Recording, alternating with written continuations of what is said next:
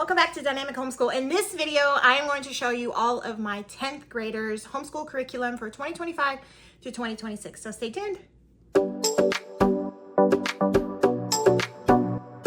Okay, welcome back. So let's start with how I organized his entire schedule. My 10th graders is a planner. I get it on Amazon for $7 to $9. I think is a good price.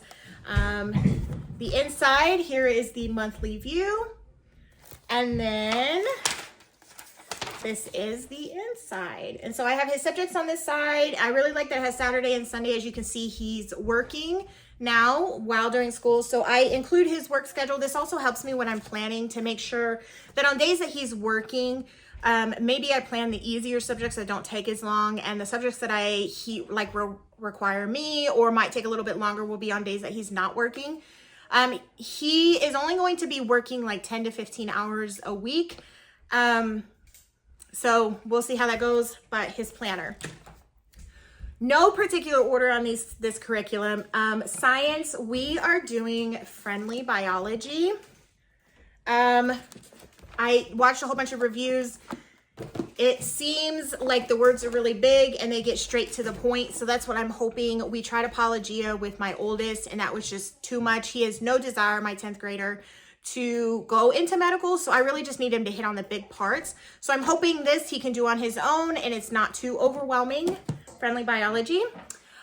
For an elective, he's still doing cults, religion, or world religion and cults, and it comes with a workbook where it just talks, it has him break down like their beliefs for that religion. This is Christian based, so it's comparing these religions to Christianity. So yeah, so he's going to keep doing this and working through that as an elective. For writing, he is doing writing with skill.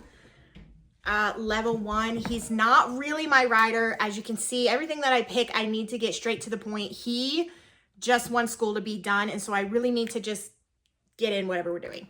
So, writing with skill, I like this because he can read it on his own and it breaks it up into bite-sized pieces. For math, he's doing math UC geometry. He's going to finish this up, and then we'll move into, I can't remember if he did algebra 2. I don't think so. So we'll move into algebra 2. For reading, he is doing implications of literature. This he did last year. We didn't finish it because I mix in some novels for him to read. So sometimes we do this, sometimes we'll go to a novel. So we're gonna break it up, implications of literature. And then for history, we do not have a formal curriculum because he is working. Again, we just need to get straight to the point. I'm going to have him read some of these Who Was books. So these are the ones I just had at home already. So this is what we're going to read. Who Was Rosa Parks? What Was the Berlin Wall? Women's Right to Vote?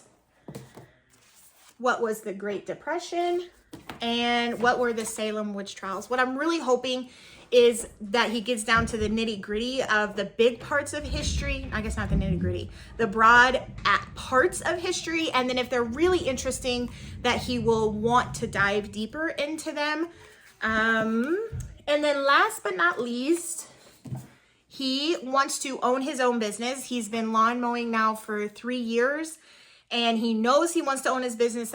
He wants to be an entrepreneur. And so I bought Starting a Business All-in-One 6 books for dummies. So we're gonna do this. I am creating a workbook for him. I go through and like the first part deals with what type of business does he think he wants to do, a little bit of marketing. I'm trying to see.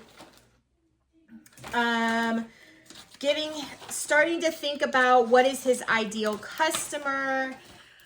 And then they'll go on to different types of businesses like a franchise or an LLC or solo. So I'm hoping we're going to go through this book and get him started because he wants to own a business. On top of that, he goes to our park days with us and he is working. So that is it for my 10th grader. If you have any questions, put them down below, and happy homeschooling.